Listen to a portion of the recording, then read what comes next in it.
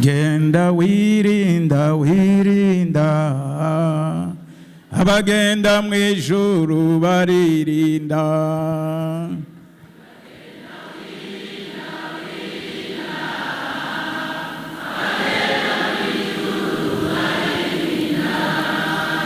Agenda wirinda wirinda, abagenda mwijuru baririnda.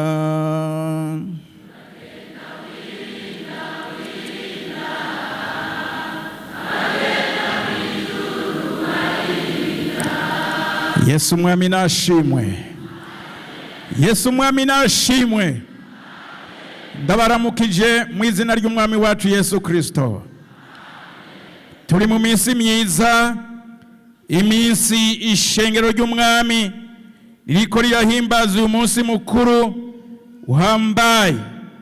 Uyu munsi mukuru twibuka ugucungurwa ku mwana w'umuntu. Nandi uyu munsi ndanezerewe. Mbega namwe shengero muranezerewe?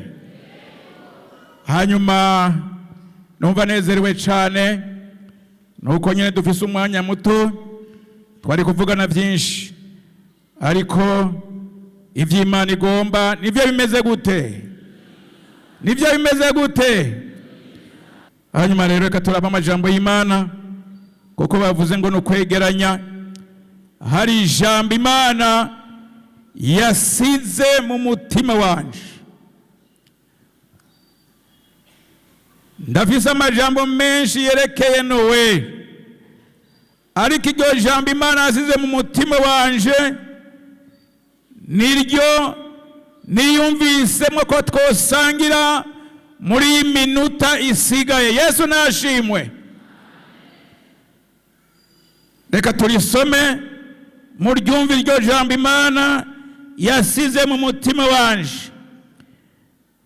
Turisome mu cete Pawulo yandika ishengero ry'i Galatiya 5. Galatiya 5 turasoma n'urya murongo wa 22 gushika ku murongo wa 23. Hama turaza gusoma n'icete cha kabiri cha Petero 1 ku murongo wa 3 dushikane ku murongo wa 7. Dusome ayo majambo y'Imana.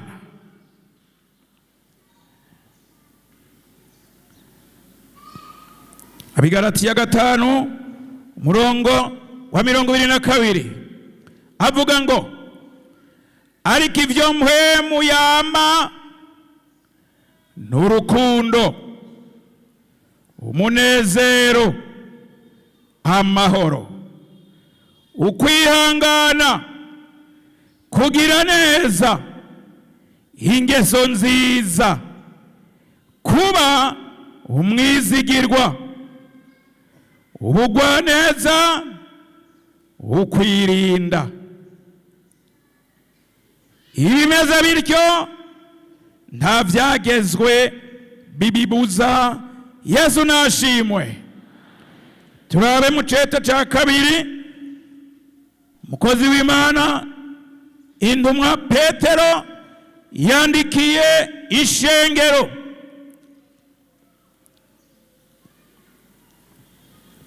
Petero wa kabiri igiceri ca mbere turasoma ku rujya murongo wa 3. Umutwe w'amajambo uvuga ngo ubukristo buserukira mu ngeso. Dusome, kuko ubushobozi bw'Imana bwayo bwaduhaye iby'ubugingo no kubaha Imana vyose, tubiheshwa no kumenya neza waduhamagarishije ubwiza bwiwe n'ingeso ziwe zimeze gute? Nziza. Ivyo vyatumye aduha ibyo yasezeranye vy'akaburarugero bihambaye cane, kugira ngo bibatera gusangira n'Imana akameremere kayo. mumaze gucika muva mu iborero ryazanywe mu isi no kwivuza, mbere kubw'iyo nyanduruko nyene ubwanyu mushirika umwete wose, ukwizera kwanyu mukongereko ingeso zimeze gute? Nziza. Ingeso nziza muzongereko iki? Ubwenge. Ubwenge mubwongereko iki? Kwirinda. Ukwirinda mukongereko iki? Kwihangana. Ukwihangana mukongereko iki? Kubaha Imana. Ukubaha Imana mukongereko iki? Gukunda bene data. Ukunda bene data mukongereko iki? Yesu nashimwe. Yesu abahezagire cyane. Muri aya majambo dusomye, ijambo Imana yasize mu mutima wanje ngo twibukanye muri iyi minsi mikuru ihambaye, n'iri jambo twasomye mu cete Pawulo yandikiye ishengero ry'i Galatiya, ababwira ivyamwa vya mpwemu yera. Icamwa ca mpwemu yera ngomba tuvugane ko niki citwa ukwirinda. Yesu nashimwe. Muri iyi minsi umuntu wese yakiriye Kristo arabasuzume neza icamwa c'ica mpwemu yera citwa ukwirinda. Kuko abantu benshi muri iyi minsi bariko barahuruduka, Imana irababara iyo ibona abantu bamaze kuyimenya.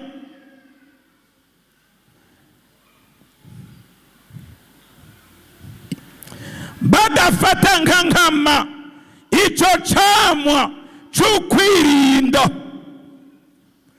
Ukwirinda rero ni kwitonda, ni kwiyubara, ni kutarenza urugero mu bihimbaro canke mu vyo kwinezereza vyo mu buzima turimwo.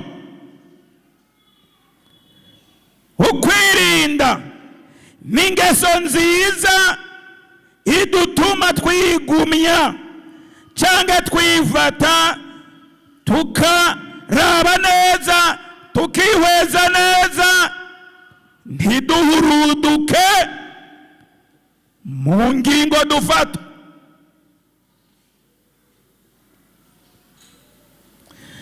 Imana igomba ngo abera bayo muri iyi minsi bagumye cyane ico camwa cyo kwirinda, ntibahuruduke mu ngingo bafata.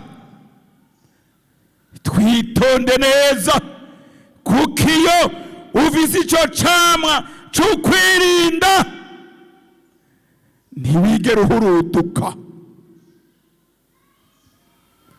Mpwemu yera ntiyemera kuhuruduka, arakugumya akaguha gufata ingingo nziza, ingingo ibereye.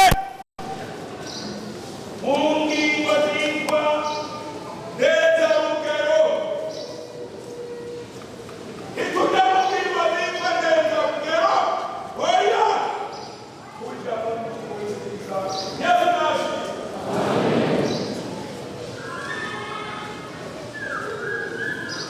Ukwirinda icambere kurwanya ineza rugero iyo ari yo yose. Usome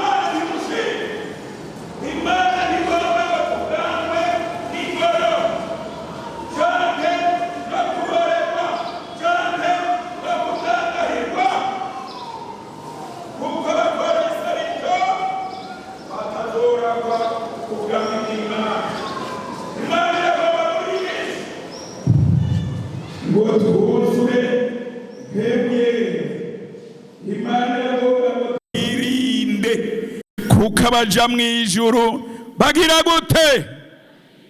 Baririnda. Hariho ibintu Satani ariko arasuka, utiyubaye utirinze ukabikorokeramwo, uri umuntu w'Imana uzoba ugiye. Nagusaba ngo ico camwa cyo kwirinda ugifate nka nkama, uganzwe na mpwemu yera, ugendere mu bugingo busha, ariko ntugendere muri kameremere y'umubiri, kuko niwaguma muri kameremere y'umubiri uzohura n'ingorane zikomeye cyane. Hanyuma rero ikigira kabiri, ukwirinda kudufasha, ukwirinda n'inkinzi ikomeye. Dusoma igitabo c'Imigani 16:32. Imigani 16 murongo w'32. Humviriza ukwirinda ingene kumeze neza. 16:32. Uteba kuraka aruta umunyenkomezi. Mwahabonye? Kandi uganza umutima wiwe aruta unesheje igisagara. Yesu nashimwe. Uteba kuraka. Muri iyi minsi abantu benshi bafise uburake. Muri iyi minsi abantu benshi bavugana uburake. Kubera iki? Kuko Satani yasutse uburake mw'isi ngo abantu buzure uburake. Umaze kuzura uburake ufata ingingo zitabereye. Imana ntigomba ngo abantu b'Imana bizeye izina ry'Umwami Yesu buzure uburake. Imana igomba ngo umuntu w'Imana atebe kuraka, kuko umuntu ateba kuraka aruta umunyenkomezi. Yesu nashimwe. Imana iragomba ngo mu ngo zacu muri iyi minsi dutebe kuraka, mu mabanga dushinzwe dutebe kuraka. Niba ateba kuraka, Imana izogushima, Imana izogukingira, Imana izogukomeza. Ariko niwaja mu kuraka uzoba ugiye, kuko umuntu ateba mu kuraka ngo asumba umunyenkomezi. Kigira kabiri, uganza umutima wiwe aruta unesheje igisagara. Imana iragomba ngo muri iyi minsi turimwo, muri iyi minsi turimwo, tuganze imitima yacu, tuyiganze, kuko n'ijambo ry'Imana riratubwira neza ngo rinda umutima wawe kurusha uko worinda ikindi cyose, kuko ariho ubugingo bugira gute? Bududubiriza. Imigani 4:23. Muri iyi minsi tugezemwo, umuntu wese w'Imana, umuntu wese yakiriye agakiza, arinda umutima wiwe. Yesu nashimwe. Ukarekura uwo mutima wawe, ntuwurinde. Muri ibi bihe tugezemwo uzohura n'ingorane zikomeye.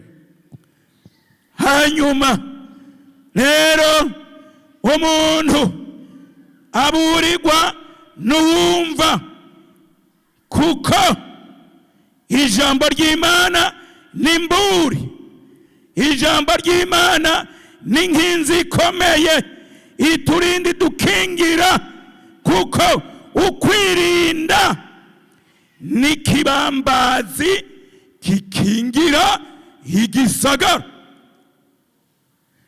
Iyo umuntu yirinda akirinda abashizeho ikibambazi kizomukingira. Yesu nashimwe. Ukwirinda rero ni kibambazi gikomeye kigukingira kugira ngo umwansi ntagushikire, hanyuma ugume uri mu mahoro neza. Ariko rero niwanka icyo camwa cyo kwirinda, umviriza niwanga kugumya icyo camwa cyo kwirinda, ubwa mbere ukutirinda kuzogutuma uja mu bushakanye no mu busambanyi, kandi ugiyeyo uzoba uzimiye. Kandi utirinze uzohavugwa mu busuma, mu bwicanyi no mu bindi byaha nk'uko dusanzwe tubizi. Utirinze ubugira kabiri, ukutirinda kwawe kuzogutuma ufata ingingo y'ubujuju cyangwa ingingo itariyo. Ubugira gatatu, ukutirinda kwawe kuzogutuma utakaza mpwemu yera twahawe kw'ingwate. Ubugira kane, ukutirinda kwawe kuzotuma ubuzima bwawe butwagwa n'umuyaga, kandi aho uwo muyaga uzotururira niho nawe uzoguma.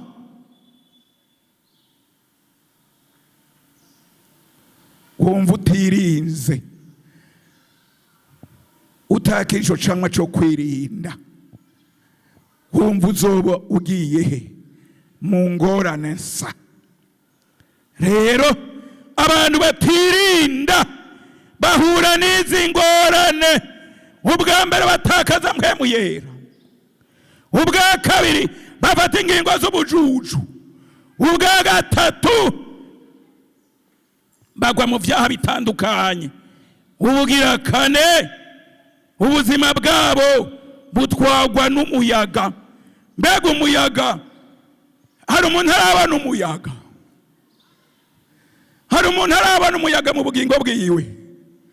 Umuyaga turawumva, umuyaga ushobora kumva umeze ugenda gutya, ikindi gihe ukumva ugenda gutya. Hari umuntu aza umuyaga utururira? Hari wabihishuriwe? Umuyaga uje aho ugomba ukajanwa. Utirinze rero uzojanwa n'umuyaga. Aho umuyaga uzotururira niho nawe uzoca usanga uzoba uri hehe none? Twagwa n'umuyaga. Abantu benshi bariko batwagwa n'imiyaga, ukababona no muze bahagaze, yaje wamubaza hari ukamubura, kuko n'umuyaga ntuguma hamwe. Muri iyi minsi Imana ntigomba ngo twagwe n'umuyaga. Imana igomba ngo ugume hamwe, uhagarare, urabe, usuzume igikorwa cawe, urabe ngene uhagaze mu ijambo ry'Imana. Ntigomba ngo ubuzima bwawe butwagwe n'umuyaga. Dusoma Baroma 7:15. Cete Paulo yandika ishengero ry'Iroma. Turiko turaduga Roma. Cete Paulo yandika ishengero ry'Iroma 7:15. Havuga ngo sinzi ico nkora, kuko ico ngomba atari ico nkora, ariko ico nsha nanga akaba ari ico nkora. Ariko ko nkora ico ntagomba, mba nemeye ivyagezwe ko ari vyiza. None rero si jewe nkibikora, ariko ni icaha kimbamwo. Dusubiremwo. Sinzi ico nkora, kuko icyo ngomba atari cyo nkora.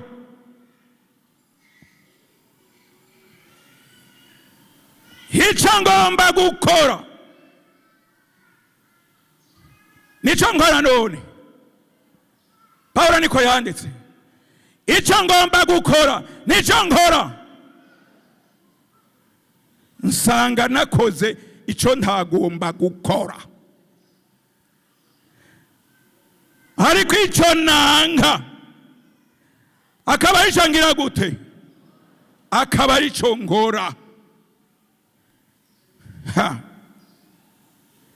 Ariko ko ngora icyo ntagomba, mba nemeye ibyagezwe ko ari byiza. None rero si jewe nkibikora, ariko ni icyaha kimbamwo.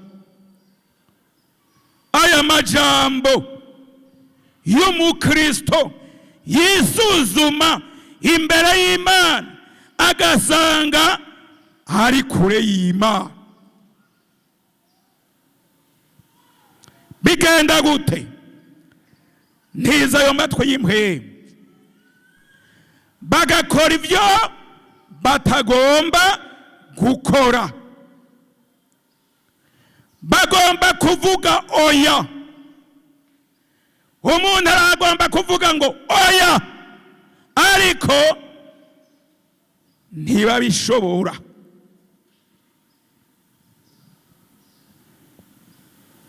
Ntibagomba kuraba ibintu bibi kumbonesha kure, ariko nta bubasha babifitiye. Ntibagomba gukoresha amahera mu bintu bitagira akamaro, ariko nta bubasha bafise muri bo bwo kubibuza. Izo si ingorane, si ingorane.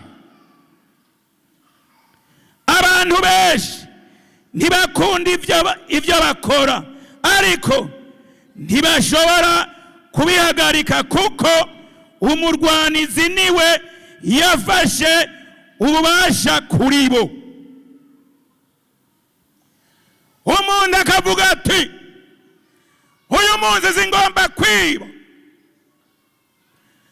ariko kubera yuko Satani yamufashe mbiri usanga ari kariba. Naho yavuze ngo singomba kwiba, mugabo musanga ari umusuma.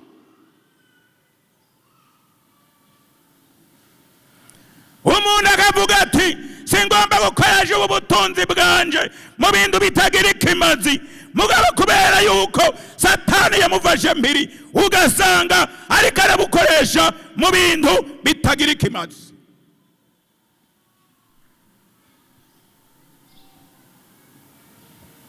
Kubera iki? Uyu muntu yafashwe mbiri n'ububasha bw'umwasi. Imana iragomba ngo twiyambure ububasha bw'umwasi, kuko twakijijwe n'amaraso ya Yesu. Dukore ibyo turongowemwo na Mpwemu Yera. Ntidukore iby'umubiri, ntidukore iby'ubujuju, ariko twisuzume neza, twature ibyaha byacu, kugira ngo imigozi y'umwasi ituveko, dukore ibishimwa n'Imana. Yesu nashimwe.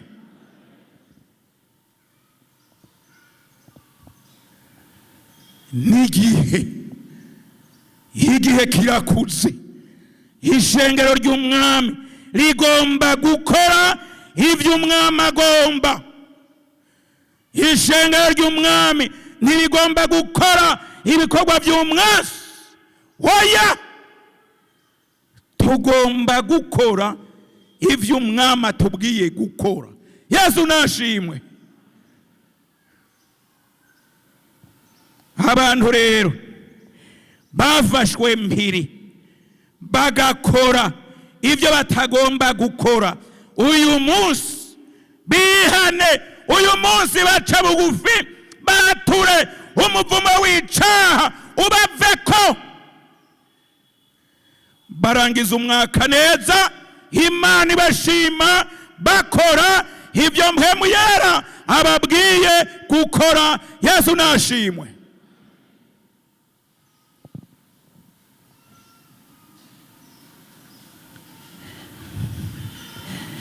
Umuntu umwe yavuze ati, ikimenyetso gikomeye cy'icubahiro ni ukwirinda.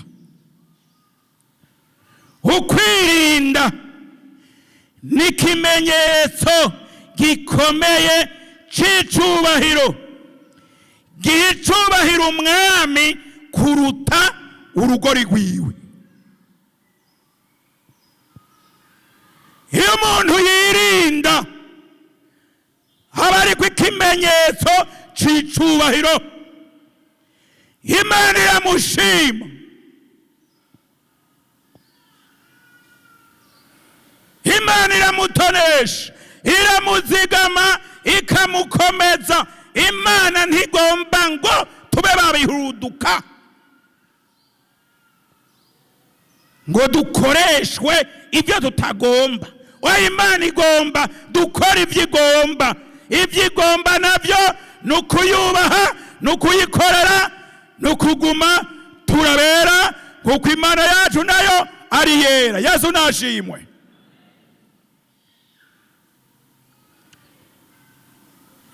Kwirinda rero ni ikimenyetso giha icubahiro umwami kuruta urugori rwiwe. Kwerekana ku mwami ikimenyetso ciwe nijya kurone y'ubwami. Umwami yambaye kurone, abantu bose baramutinya, ariko ijambo ry'Imana rivuze ngo ukwirinda guha uwo mwami icubahiro kiruta urwo rugori yambaye. Uwo muntu yakiriye agakiza, yakiriye Yesu nk'umwami n'umukiza wiwe, akihana neza ibyaha byiwe, akaba yuzuye mpwemu yera, aba ariko ikimenyetso gikomeye kirengeye byose. Umuntu rero yuzuye mpwemu yera aranezera Imana cyane. Nico gituma muri iyi minsi turangiza umwaka, tugiye gutangura umwaka, dusuzume ingene tumeze imbere y'Imana, turabe ko ico camwa c'ukwirinda tugifise, tukigendera, tutari babandi bapfa guhuruduka, babandi bakoreshwa ibyo batagomba gukora, ugasanga bariko barakora amarorerwa. Birababaje umuntu yakiriye Kristo gukora ibishisha Imana. Imana iragomba ngo dukore ibihimbara Imana yacu, kuko nico twahamagariwe gukora. Yesu nashimwe. Imana ntigomba ngo twiyanduze, Imana ntigomba ngo dusubire muri bya bindi twadahwa. Hari igikoko ntagomba kuvuga, Imana ico gikoko iracanga ngo nico gisubira kurya ibyo cadashwe. N'ikindi gikoko civurunga mu mwanda kandi bacogeje neza. Twebwe Yesu yaratwogeje n'amaraso yiwe, ntagomba ngo dusubira kwivayanga. Yesu nashimwe.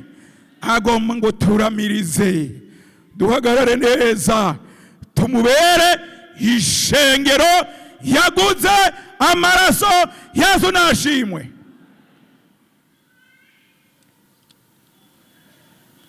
Turangize Petero wa mbere 1 ku murongo wa 13. Petero wa mbere 1 Cyedo cha mbere cha Petero 1 ku murongo wa 13 na 16.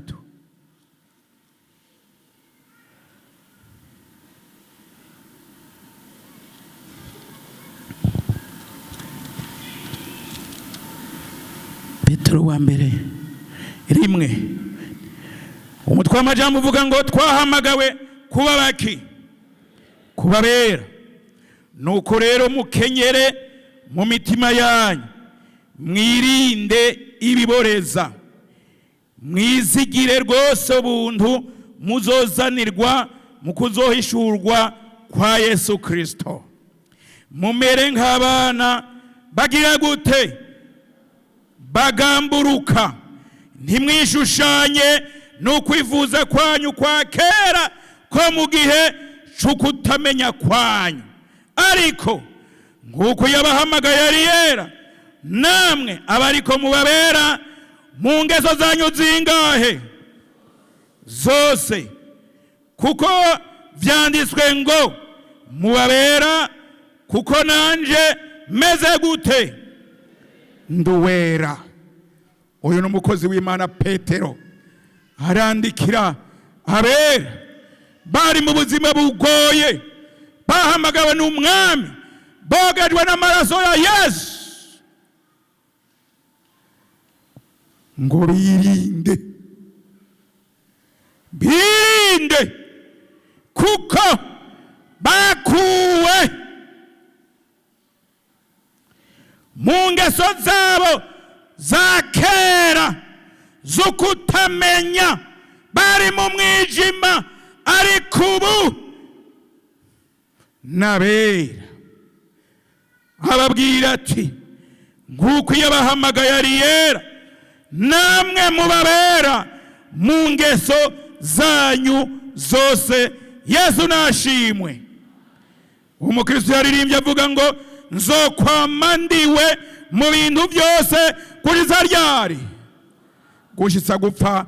Twunamika amaso yacu, tugomba dusaba umuntu yumva ko akubona yuko yatakaje iki camwa ca mpwemu yera cyo kwirinda, yagitakaje asubiraze agikomoze.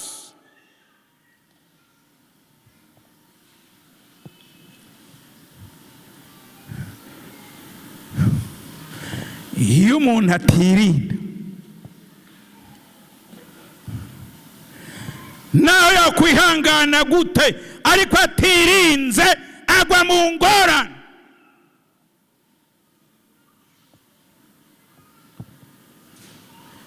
Muri iyi minsi Imana iragomba ngo ishengero ryayo twakire iki camwa cyo kwirinda. Imvugo zacu, ibikorwa byacu, imibereho yacu ihimbara Imana. Ntitugende nk'abisi, tugende nk'abera, kuko twebwe twogejwe n'amaraso ya Yesu. Ngwino ukomoze iki camwa ca mpwemu yera. Twumvise abaje gushima Imana ingene birinze, ingene bagumye bizeye, ingene bagumye bizigiye Imana, kw'Imana ishobora kubakorera ibitangaza kubera ko birinze. Abantu batirinda muri iyi minsi bagwa mu mitego myinshi, bagwa mu ngorane nyinshi, hanyuma bagasubira kwicuza. Ariko naho yicuza atiyambuye ububasha bw'umwanzi, aguma uko nyene. Imana iragomba ngo twirinde.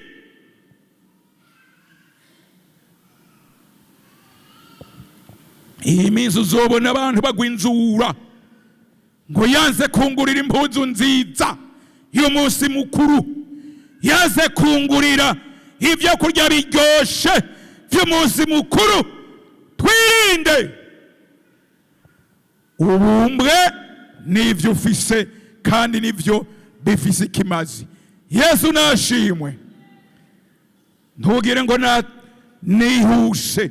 Imana irindiriye wewe ngo uyu munsi utahe ukomoje iki camwa c'ukwirinda kugira ngo ntusubire gukora ibyo utagomba gukora, ariko ukore ibishimwa n'Imana. Dusabe hano pastor asengere aba baje bazanye ubugingo bwabo ku Mwami Yesu, aboze kandi abahindure bagire bashakaze. Mana Data wa twese uri mu ijuru, ngaba abantu bawe kandi ntama zawe baje imbere yawe Mwami, bazanye ivyaha, bazanye n'imitima yabo. Haleluya! Ubagirire imbabazi, ubababarire Mana, ubaharire, ubagirire ikigongwe, ivyaha vyabo vyezwe, hanyuma imitima yabo yitunganye. Umaze kuyitunganya ukabagirira imbabazi, ubahe kwirinda, ubahe kwiyubara, ubahe kugenda nk'abanyabwenge, bagura uburyo babugwiza, kuko iminsi ari mibi. Yesu uri mu ijuru, ubagirire imbabazi, ubagirire ikigongwe, ubaharire ku byo bakoze bibi, usubire kubandika mu gitabo cyo mu ijuru, arico gitabo cy'ubugingo. Ivyaha vyabo nibihanagugwe, ibihe byo guhembuka nibize bivuye mu ijuru, baheze bumva imbabazi z'Imana. Haleluya! Uri Imana nziza, uri Imana ikunda guharira, Imana yuzuye imbabazi n'ikigongwe, Imana igirira imbabazi abikunda. Ubababarire nyakubahwa, ubaharire, amaraso yawe yeza abeze, bagende bagutunganiye mu izina rya Yesu. Uyu mwaka uherahezwe kandi umwaka utangure bafise imitima mishasha, kandi imitima ikugomba, imitima imijwe amaraso ya Yesu Kristo, ngo babone kwiyubara no gukora ivyo ugomba.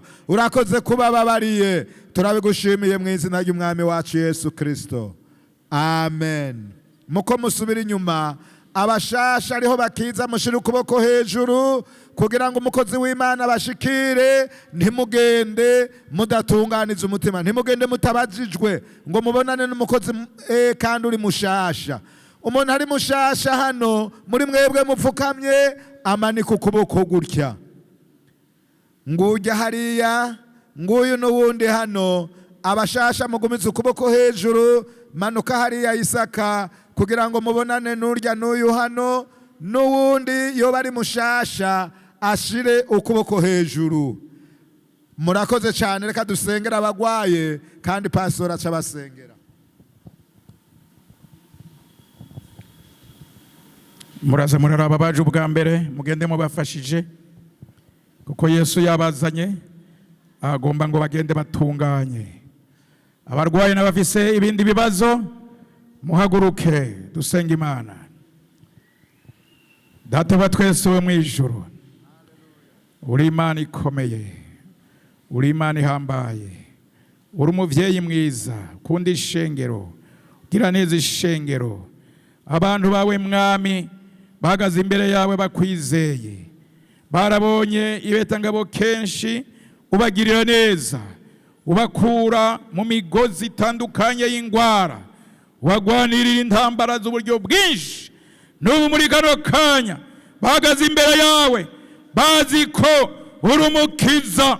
Mu izina rya Yesu tubazize mu biganza vyawe kugira ngo Mwami Imana ururukize ko ca kiganza c'ububasha bwose, ikiganza c'Imana nicururuke, cirukane, gisambure imigera yose y'ingwara, imigera yose y'uburibwe n'ububabare. Mu izina rya Yesu ivyaduze mu mibiri y'abana b'Imana vyose turabisambuye mu izina rya Kristo Yesu. Turagusavye Mwami Imana, ubahamagara meza mu izina rya Yesu, ubahamagara meza kuri uyu munsi, baze gutaha bakize, baze gutaha banezerewe, baze gutaha bagushimira, baze gutaha bakunezerewe, kuko uri Imana ukiza, uri Imana utabara. Raba naba bafise imisozi imbere yabo byarabananiye, mwami Imana kugira ngo iyo misozi ivanweho. None mu izina rya Yesu turabasengeye ngo iyi misozi ivanwe imbere y'ubwoko bw'Imana. Abana bawe mwami uyu munsi bakire inyishu, batabagwe n'ijuru. Imisozi ihagaze imbere y'abana b'Imana nishingurwe, hitabwe, hibwine mu kiyaga. Hama abana bawe mwami batahe banezerewe, bazorushize kugushimira n'ugukengurukira n'ugushikanira amashimwe, kuko wabateye iteka mu ikoraniro ry'abera. Turagushimiye kuvyumvise kandi wemeye kubibakorera. Ni mu izina rya Yesu Kristo umwami n'umukiza wacu tubisavye, amen. Abumvise amajambo y'Imana mwese mukayizera, umwami Yesu abahezagire.